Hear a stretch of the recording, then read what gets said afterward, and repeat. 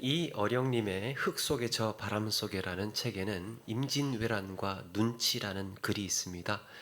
거기에 이런 내용이 나옵니다. 임진왜란이 일어날 때만 해도 우리는 오직 일본의 침략 여부를 눈치로만 살피려 했다. 일본을 정탐하러 간 사신들은 반년이나 그곳에 머물러 있으면서도 기껏 보고 온 것은 도요토미 히데요시의 눈뿐이었다. 임금 앞에서 국가의 존망을 판가름하는 그 정보를 아려는 자리에서 황윤길은 도요토미 히데요시의 눈에 광채가 있는 것으로 보아 아무래도 우리나라를 쳐들어올 것 같다고 했고, 김성일은 반대로 그의 눈이 쥐새끼처럼 쪽 찢어진 것으로 보아 결코 쳐들어올 인물이 못 된다고 했다. 그 무렵 일본 사신들은 조선에 와서 군사들이 들고 있는 창의 길이, 기생과 노는 관리, 그리고 회석에서는 후추를 던져서 제각기 그것을 주우려고 덤비는 꼴에서 국가의 기강이 어지러워진 것 등을 세밀히 정탐해 갔는데, 우리의 사신들은 오직 히데요시의 눈만 가지고 왈가왈부했던 것이다. 이들의 의견 차는 왜 일어났던 걸까? 그들 사이에 증오와 미움이 있었기에 현명하게 판단하지 못하였다. 이처럼 증오와 미움의 특징이 있습니다. 증오하고 미워하는 그 특징은 자기 성찰을 하지 못하게 합니다. 타인을 증오하고 미워하기 때문에. 당시 동인과 서인은 서로 그렇게 으르렁거리고 물어뜯고 있었습니다. 그러다 보니까 정작 자기들이 뭘 못 보고 있는지 놓치고 있었던 겁니다. 내 안에 어떤 문제가 있는가? 어떻게 하면 이 문제를 해결해 나갈 수 있을까? 그 원인을 계속해서 타인에게서, 외부에게서만 찾습니다. 이것을 탓이라고 합니다. 탓의 결정적인 약점, 치명적인 허점이 자기 성찰을 불가능하게 한다는 거예요. 오늘 말씀의 사울은 자기를 돌아보지 못하고 외부의 문제의 원인을 밖에서만 계속해서 찾다가 엄청난 사건을 하나 터뜨리는데요. 그게 이름하여서 제사장 학살 사건입니다. 성경에 유일무이하게 있는 제사장 학살 사건. 여러분, 이스라엘의 왕이 여호와의 제사장들을 학살한다는 것은요, 어디에도 있을 수 없는, 어디에도 나오지 않는 초유의 사태가 일어난 겁니다. 어느새 사울은 하나님을 정면으로 대적하는 왕이 되어버렸습니다. 그는 어쩌다가 이런 만행을 저지르게 되었을까? 무엇 때문에 이렇게 극악한 왕으로 전락을 했을까? 그는 자신을 돌아보지 못하고 타인을 탓하는 동안에 이렇게 증오와 미움의 굴레에서 벗어나지 못하고 있었습니다. 먼저 오늘 말씀 6절에 보니까요, 이렇게 시작합니다. 사울이 다윗과 그와 함께 있는 사람들을 나타났다 함을 들으니라. 이제 사윗 일당이 출몰했다는 보고였습니다. 이제는 사울 혼자가 아니라 다윗 혼자가 아니라 다윗과 함께 하고 있는 사람들이 있었습니다. 다윗은 그동안 라마 나옅을 거쳐서 또 제사장의 성읍인 놉에서 아히멜렉을 만나죠. 이 아히멜렉에게서 떡과 골리앗의 칼을 받고 블레셋 가드의 아기스 왕을 찾아갑니다. 이때 자신을 알아보는 아기스의 신하들 때문에 죽을 뻔하고 가까스로 미친 채까지 하면서 빠져나올 수 있었습니다. 그리고 찾은 곳이 아둘람 굴입니다. 이때 사울에게 반감을 가진 환난당한 자, 빚진 자, 원통한 자들이 이 아둘람 굴로 모여듭니다. 다윗은 일당이 되었습니다. 세력이 되었습니다. 400명가량의 무리가 형성이 됩니다. 이제 사울은요, 한 사람 다윗만 잡는 문제가 아니고 이렇게 다윗 세력을 상대해야 했습니다. 일이 커지게 된 거죠. 다윗 한 사람 문제가 아니었습니다. 사울이 신하들을 불러다 놓고 이제 하는 말이 7절에 베냐민 사람들아 들으라. 이새의 아들이 너희에게 각기 밭과 포도원을 주며 너희를 천부장 백부장을 삼겠느냐.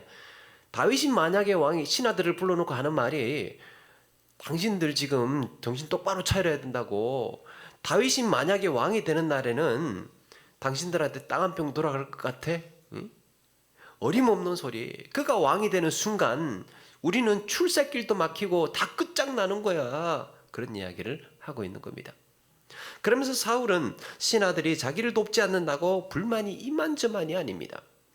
아니, 내 아들이 이세하고 그 약속하는 동안에 아무도 나한테 그걸 고발하는 사람도 없고, 오늘이라도 누가 지금 칼 들고 구테타를 일으키고 나를 쳐들어올지 모르는데 그거에 대해서 의논하자는 사람이 없고, 지금 하나도 내 편이 없다고 그러면서 막 신하들을 막 서운함을 쏟아내는 겁니다. 그동안 사울은 신하들에게 많은 신뢰를 이뤄왔습니다. 다윗에 대한 시기와 열등감 때문에요, 이 왕으로서 보이지 말아야 되는 좀스러운 모습도 보였고, 그것 때문에 또 막 스트레스 받아서 악령에 막 시달리면서 입에 거품 물고 횡설수설하는 모습도, 이런 막 이렇게 그런 품이 떨어지는 모습도 보여왔습니다. 어떻게든 백성들한테 칭찬받으려고 그 칭찬에 안달해 있는 그런 것도 이 사울은 보였습니다. 그러다 보니까 자꾸 신뢰가 떨어지는 거예요. 왕으로서 품이 떨어지는 겁니다. 이런 자신은 돌아보지 못하고 이런 지경에까지 이른 데에는 다 당신들 때문이라고 그러면서 신하들을 탓하고 있는 겁니다. 그때 에돔 사람 도액이 한 가지 보고를 합니다. 얼마 전에 놉에 있는 성막을 갖다가 거기서 다윗이 아히멜렉에게 떡과 칼을 받는 장면을 목격했다는 겁니다. 사울이 아히멜렉을 불러다가 마구마구 몰아붙입니다. 당신 말이야, 어쩌다가 이세 아들하고 공모를 해서 날 대적하는 거냐고 막 이렇게 된 겁니다. 거기다가 식량도 줬다며, 무기도 줬다며, 그러면서 게다가 언제 어떻게 나를 칠지 기도까지 했다고 막 이런 이야기를 하는 겁니다.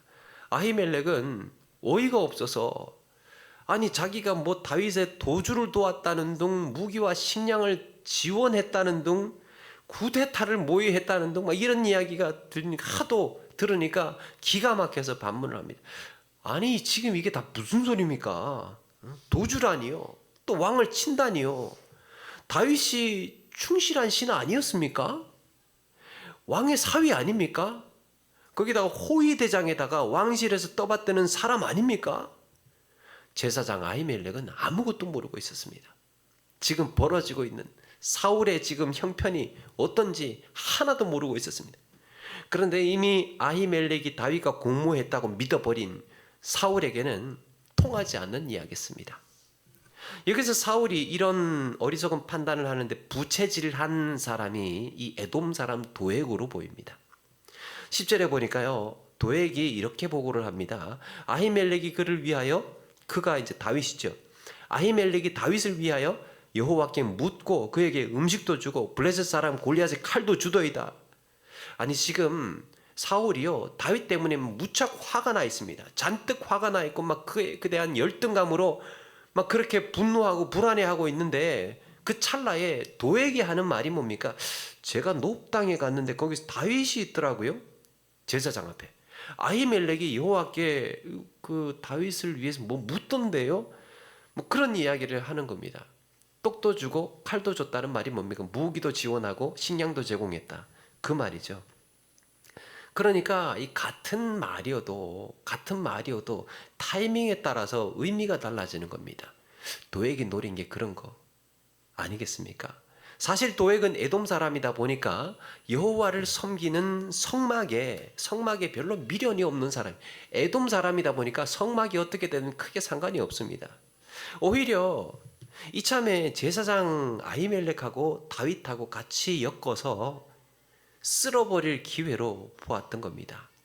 그 상황에서 판단력이 떨어진 사울은 도액의 말에 혹 넘어가 버린 거고요. 사울은 일이 이렇게까지 커진 데에는 결정적인 역할을 한 제사장 아히멜렉을 내버려 둘 수 없었습니다. 일이 이렇게 커지고 뭡니까? 하나님께 다윗을 위하여서 하나님께 기도도 하고 식량도 제공하고 무기도 주고 도주도 돕고 막 공무까지 하고 이러니까요, 아히멜렉이 제일 큰 문제였던 겁니다. 아히멜렉 탓이었습니다. 그래서 사울은 곁에 있는 호위병들에게 여호와의 제사장들을 죽이라고, 몰살시키라고 명합니다. 죄목은 제사장들이 다윗의 도주를 도왔다, 반역을 공모했다 하는 거예요. 그래서 어떻게 반응합니까? 그랬더니 이 호위병들 신하들이 어떻게 반응합니까? 17절에 보니까 왕의 신하들이 손을 들어 여호와의 제사장들 죽이기를 싫어한지라. 막 자기들이 들어도 이거 말도 안 되는 모함의 애꿎은 제사장들만 죽게 생겼습니다. 그것도 여호와의 제사장을 이스라엘에서. 그래서 손사래를 치면 나 못한다고 기겁을 한 거예요. 여러분, 호위병이며 왕의 신하들이요, 사울의 면전에다가 못합니다 이렇게 거절을 할 정도면 얼마나 사울이 말도 안 되는 요구를 하고 있는 겁니까? 아무도 안 한다고 하니까요, 아무도 거기에 있는 이 신하들이 안 한다고 그러니까 그럼 네가 가라. 그러면서 에돔 사람 도액을 보냅니다. 사울의 명을 받은 도액은 제사장의 성읍으로 가서 학살을 하는데 그날 세마포 옷을 입은 제사장 85명을 죽이게 됩니다. 다 죽인 거죠. 이제 보이는 닥치는 대로. 거기다가 가족들까지 남녀노소 어른 아이 할 것 없이 심지어는 젖도 안 뗀 아기들까지 학살을 하고 거기다가 소나 양이나 나귀까지 깡그리 다 소멸시켜 버립니다. 제사장의 성읍 온 동네에 비명이 쏟아지고 집집마다 피가 흥건하고 여기저기서 시체가 널브러져 있습니다. 정말이지 잔혹한 피해 사륙이 저질러졌습니다. 아기 예수님이 베들레헴에 태어났을 때 동방 박사들이 헤롯을 찾아가서 이 땅에 왕이 나셨다는 말을 하니까 그 말을 들은 헤롯이 어떻게 합니까? 베들레헴 인근에 있는 2살 이하의 사내 아이들을 사정없이 학살을 하죠. 하나님이 세우신 왕을 인정하지 않는 자와 하나님이 세우신 왕을 인정하지 않는 자의 이런 무지와 어리석음이 이렇게 잔인했습니다. 그날 사울은요, 헤롯이 아기 예수님을 해치기 위해서 일으킨 만행과 같은 짓을 저질렀습니다. 그러고도 사울은 다윗과 친밀하다는 이유로 요나단을 탓하고 이것을 알고도 말하지 않은 신하들을 탓합니다. 급기야 다윗을 도왔다는 이유로 제사장 아히멜렉을 탓하고 그의 성읍을 무참히 학살해 버렸습니다. 근데 여러분, 사울이 요나단을 탓하고 신하들을 탓하고 다윗을 탓하고 아히멜렉을 탓하는 동안 그가 말하지 않은 게 있습니다. 그가 감추고 있었던 게 있습니다.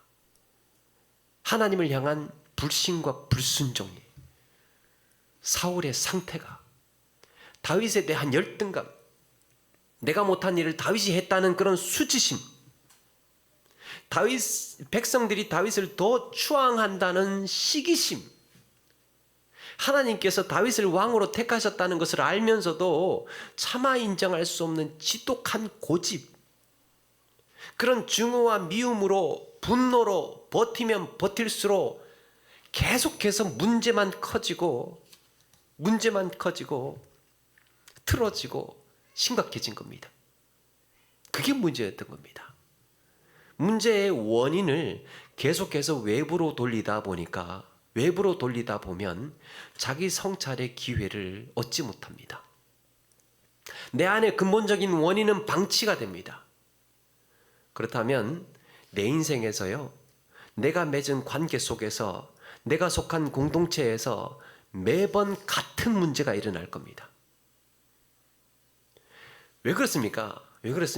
정확한 자기 진단을 하지 못하고 그 원인을 외부로 계속해서 돌리고 있기 때문에 문제는 똑같은 문제가 일어납니다. 관계의 문제, 공동체에서 문제, 갈등이 일어나고 싸우고 틀어지고, 아니 똑같은 패턴.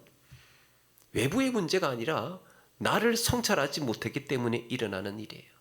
똑같은 일이 똑같이 어디를 가서든 일어납니다. 우리에게는 자기 성찰의 기회가 필요합니다. 우리는 이것을 일상에서는 반성이라고 하고 하나님 앞에서는 회개라고 합니다.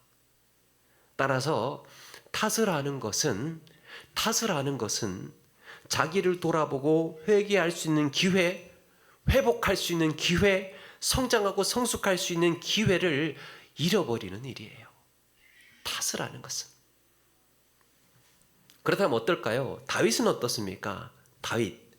사울이 도액을 보내서 제사장의 성읍을 학살을 할 때요, 제사장 아히멜렉의 아들 중에 아비아달이라는 아들이 있었는데 그 아들이 극적으로 탈출을 한 겁니다. 그리고 다윗에게로 도망을 왔습니다. 아비아달이 사울이 여호와의 제사장을 모조리 학살했다는 이야기를 다윗에게 전합니다. 이야기를 들은 다윗이 앞이 캄캄해집니다. 충격을 받습니다. 세상에 그런 일이 있었다고? 여호와의 제사장이 없는 이스라엘, 상상할 수가 없었습니다. 마땅히 다윗 정도 되면요, 이제는 다윗 정도 되면 눈이 뒤집힐 겁니다. 그렇지 않겠습니까? 누군가가 이스라엘의 여호와의 제사장들을, 성읍을 기습을 해서 학살을 했다? 이건 뭐 다윗은 물불 안 가리고 막 분연이 일어날 겁니다. 그러면서 화가 치밀어, 분노가 치밀어 올라야 했을 겁니다. 그가 왕이든 뭐든 당장이라도 막 기습을 해가지고 책임을 물어야 했을 겁니다. 그래야 다윗이죠. 그렇지 않습니까? 이거 사울이고 뭐고 이제는 다 필요 없고 어디야, 어디 있어, 막 그러면서 막 400명 데리고 가가지고 막 그냥 확 그렇게 다 뒤집어 놓아야 다윗 정도 될 겁니다. 그런데 뭐라고 합니까? 오늘 말씀해 보니까 뭐라고 합니까? 22절에 그날에 에돔 사람 도액이 거기 있기로 그가 반드시 사울에게 말할 줄 내가 알았도다. 내 아버지 집의 모든 사람 죽은 것이 나의 탓이로다. 내 탓이라. 다윗도 아히멜렉에게 떡과 칼을 받던 그날에 도액을 보았습니다. 도액이 거기 있었다는 것. 저 사람이 여기 왔네? 저 사람이 나를 봤다면 이거 조만간 사울기에 들어가겠구나 생각을 했습니다. 그래서 여기 계속 있어서는 안 되겠다. 그렇게 해서 이제 떠난 건데, 그렇다고 해서 이렇게까지 잔인하게 이런 일을 할 거라고는 생각을 못했습니다. 그럼에도 그것까지도, 자기가 짚어보지 못했던 문제까지도, 제사장의 성읍을 학살할 거라는 사실을 자기가 캐치하지 못했던 그 문제까지도 그걸 자기가 다 떠안고 자기 탓으로 돌리고 있는 겁니다. 내가 거기 가지 말았어야 했는데, 거기 가지 말았어야 했는데, 아히멜렉 제사장을 만나지 말았어야 했는데, 이거 다 나 때문이다. 이거 다 나 때문이다. 그런데 여러분, 제사장 아히멜렉 가문이 학살을 당한 것은요, 조금 더 깊은 다른 사연이 한 가지가 또 있습니다. 사무엘서가 시작이 될 때 제사장 엘리가 있었죠. 엘리의 아들들이 어떻습니까? 엘리의 아들 홈리와 비느하스가요, 성막에서 수종드는 여인들과 부적절한 관계를 맺고 제물을 드리는 고기 막 빼돌리고 여호와의 제사를 멸시했습니다. 그래서 성경에 그럽니다. 이 두 아들이 여호와를 알지 못하더라. 행실이 악함으로 여호와를 알지 못하더라. 그 막 엄청난 죄악이 쌓이면서 어느 날 엘리에게 하나님의 사람이 찾아와서 이런 말을 합니다. 이스라엘에게 모든 복을 내리는 중에 너는 내 처소에 환난을 볼 것이요, 내 집에 영원토록 노인이 없을 것이며 내 집에서 출산되는 모든 자가 젊어서 죽으리라. 그런 저주의 예언을 듣습니다. 바로 그 후손이 제사장의 성읍에 살고 있었는데 이런 학살을 당한 겁니다. 바로 아히멜렉 가문이에요. 제사장 가문. 이렇게 오랜 세월 골마왔던 제사장 가문의 문제가 이렇게 이루어지고 있었던 겁니다. 그럼에도 다윗은 이 모든 일을 자기 탓으로 돌리면서 내 잘못이라고, 내가 부족해서 일어난 일이라고, 그걸 자기가 다 떠안고 있는 겁니다. 제사장 가문에서 일어난 일, 사울의 미흡함, 또 지금 이렇게 이 학살을 당하고 일어난 모든 불행을 자기 것으로 떠안고 내가 부족해서, 내가 미숙해서, 내가 챙기지 못해서 일어난 일이라고, 이건 내 책임이라고 말하고 있는 겁니다.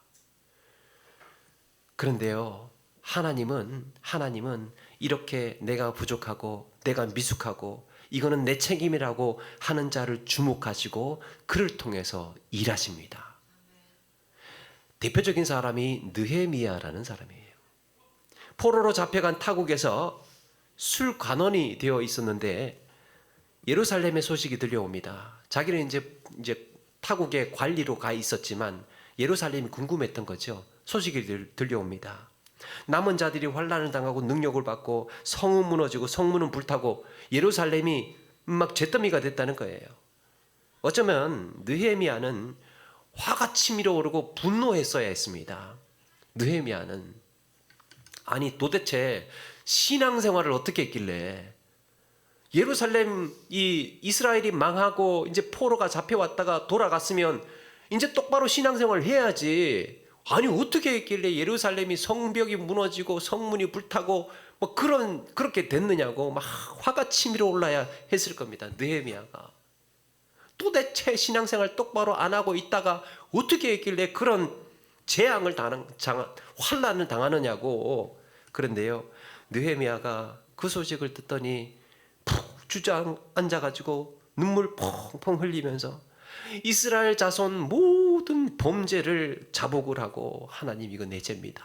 내가 죄가 많아서 내가 잘못해서 내가 문제여서 이런 일이 벌어진 겁니다. 하나님 은혜를 구합니다.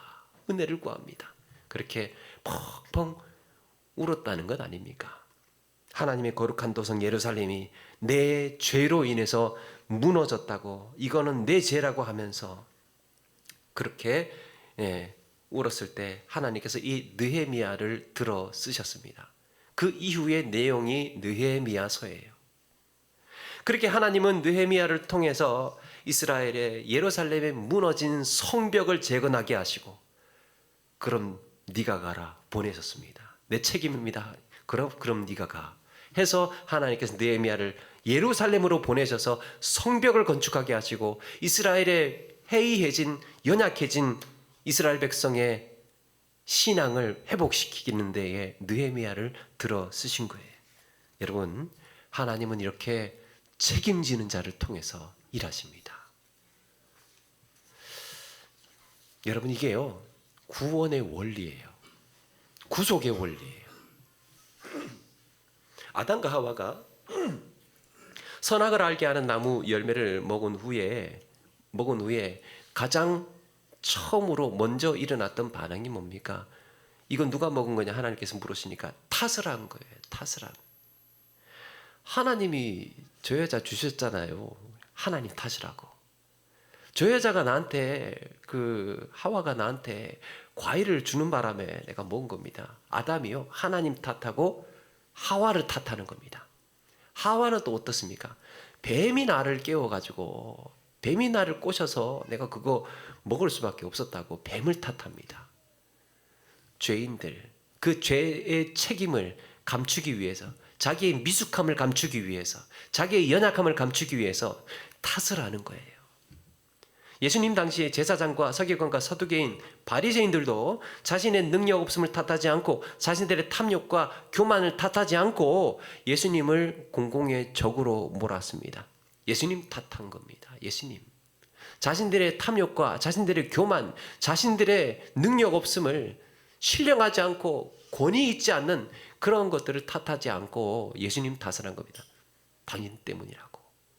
그러는 동안 정확한 자기 진단을 하지 못하고 이스라엘의 종교 지도자들은 끝내 회개할 기회마저 잃었습니다.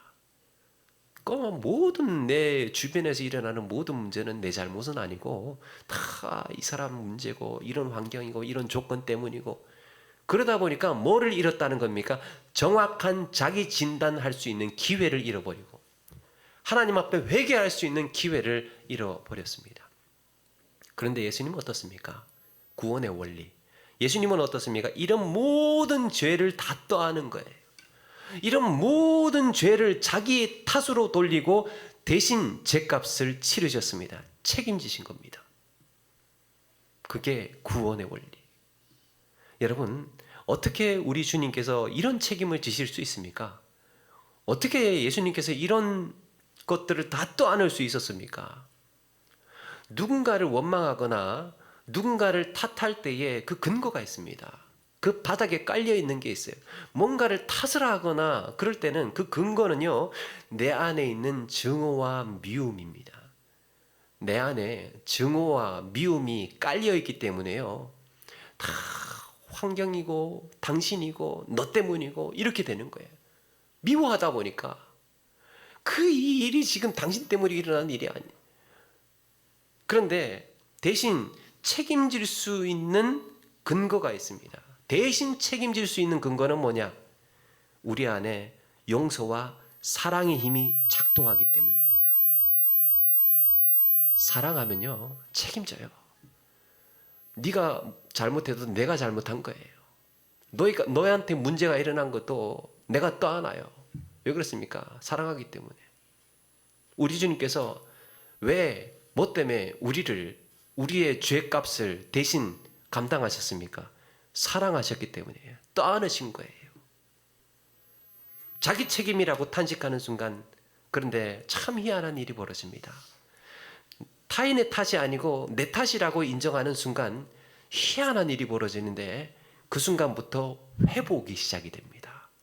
회복이. 자기를 정확하게 바라보기 시작하면서 성장과 성숙이 시작이 됩니다. 그때부터 여러분 성장하는 거예요. 또 아는 만큼 성숙한 겁니다. 품은 만큼 성숙한 거예요. 폭삭 속가수다라는 드라마가 있습니다. 혹시 보셨나 모르겠습니다. 폭삭 속가수다 참 재미납니다. 네, 거기에 제주도에 이제 한 시골 마을에 태풍이 일고 있었습니다. 태풍이 일어났어요. 자전거를 타고 나간 큰 딸이 들어오지를 않아요. 그래서 이제 엄마가 걱정이 돼서 딸을 찾으러 아기들 이제 둘째, 셋째 막둥이를 집에다가 두고 이제 큰 딸 찾으러 나간 거예요. 그런데 조금 있다가 이 둘째가 엄마가 궁금했는지 그 바람 부는 폭풍 속을 태풍이 막 일어나고 있는데 둘째가 막 뽀로로 또 따라 나간 겁니다. 그러고 있다니까 한 4살, 5살쯤 되나 그 막둥이가 또 쫓아나간 겁니다. 바람은 거세지고 파도는 커지고 있었습니다. 그 시각에 아빠는 이제 막 태풍 때문에 이웃 마을에서 보수 공사를 하느라고 일을 하고 있었습니다. 엄마는 한참 만에 큰애를 찾습니다. 그런데 그런 안도와 기쁨도 잠시 엄마가 벼락 같은 이야기를 듣게 됩니다. 엄마를 찾으러 뒤따라 나갔던 막둥이가, 막내 아이가 그만 파도에 휩쓸려 가지고 죽어버린 거예요. 남편이 아내한테 집에 애들 하나 간수하지 못했냐고 탓할 수 있었습니다. 아니 당신은 집에서 지금 뭐 한 거야? 그러면서 탓할 수가 있었습니다. 아내는 둘째한테 야 너라도 집에 좀 안 나가고 집에 있었으면 막내가 집 나오는 거 안 나오게 할 수 있었는데 너는 왜 집을 나왔냐? 그러면서 둘째 아이를 탓할 수가 있었습니다. 엄마가. 막내를 잃은 가족은 그렇게 오래오래 상처로 남았습니다. 그런데 아무도 서로를 원망하거나 탓하지를 않습니다. 그 드라마에서 아무도 누구한테도 누구를 탓하거나 너 때문이다, 네가 그랬다 그러면서 그렇게 탓하지를 않아요. 세월이 지나서 알게 됐습니다. 아빠는 그날 집에 있지 않고 자기가 막내를 지키지 못했다는 죄책감으로 살았습니다. 내가 그날 집에 있었다면, 밖에서 일하지 않고 그날 내가 집에 있었다면, 그게 아빠의 생각이야. 나 때문에 막내를 잃은 거다. 아내는 나 때문에, 아내도 자기도 나도 나 때문에 이 막내 아이를 잃었다고 생각을 합니다. 그래서 한평생 아파합니다. 큰딸 마찬가지로, 큰딸도 내가 그날 자전거 타고 집을 나가지 않았더라면 우리 막내가 그렇게 이 어려운 일을 당하지 않았을 텐데 하면서 큰딸은 또 큰딸 나름대로 자기가 잘못했다고, 자기 책임이라고 생각하면서 살았습니다. 가족들은요 모두가 각자가 자기 탓이라고 생각을 했습니다. 고단하고 어려운 시절이었지만 그럼에도 이 가족이 아름답게 살아낼 수 있었던 이유는 성숙한 사랑의 힘으로 서로를 탓하지 않고 각자가 자기 책임이라 여겼기 때문이에요. 각자가 자기 책임이라고 여기는 가정은 힘이 있어요. 문제가 생기면 이겨낼 수 있습니다. 각자가 내가 부족하고 내가 연약하고 내가 좀 모자르고 내가 지혜가 좀 모자라서 이런 일이 벌어졌구나, 이런 일이 생겼구나. 책임지는 사람이 각 가정에서 그렇게 있을 때에 그 가정은 힘이 있는 가정이에요. 어떤 문제든지 넘길 수 있습니다. 누군가 이런 말을 했습니다. 흙 속의 생명은 바람 속에 자라난다. 흙은 바람을 탓하지 않는다. 바람은 흙을 원망하지 않는다. 서로를 품을 때 생명이 된다. 그리하여 흙과 바람이 싸우면 모래바람이 되고 서로를 품으면 꽃이 된다. 흙과 바람이 서로 품을 때에 생명이 싹트고 꽃이 핀답니다.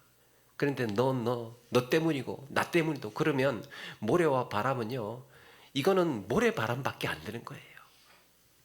사랑하는 여러분, 탓이 아닌 책임에서 성숙은 시작됩니다.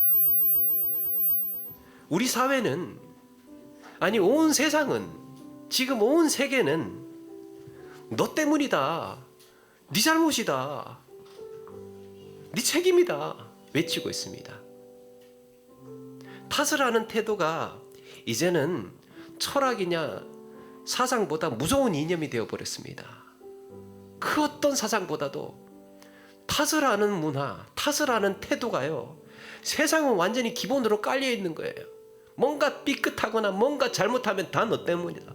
상대방을 탓하고 상대방을 비난을 합니다. 그러므로 교회가, 우리 그리스도인들이, 믿는 사람들이 믿지 않는 사람들보다 성숙한 모습으로 선한 영향을 보여주어야 하지 않겠습니까? 우리 믿는 사람들이 이제 그 보여주는 거예요. 내가 부족해서, 내가 기도하지 못해서, 내가 더 챙기지 못해서 이런 일이, 이런 어려움이 왔고, 이런 시련이 왔고, 이런 환난이 온 거다. 그렇게 우리가 믿는 사람들이 책임의식을 느끼고 하나님 앞에 더 매달리고 우리 스스로를 돌아보고 성찰하고 추스릴 때, 하나님, 내 주변에 있는 모든 시련과 어려움과 내 주변에서 있는 이런 고난들이 하나하나 실타래처럼 풀려갈 것이고 해결이 될 것이고 회복이 되게 될 줄로 믿습니다. 이게 성숙한 그리스도인의 태도예요. 주님 오시는 날까지 우리 주님의 마음으로 이렇게 보다 책임 있는 신앙의 삶을 아름답게 살아내시는 저와 여러분 되기를 주의 이름으로 축원합니다.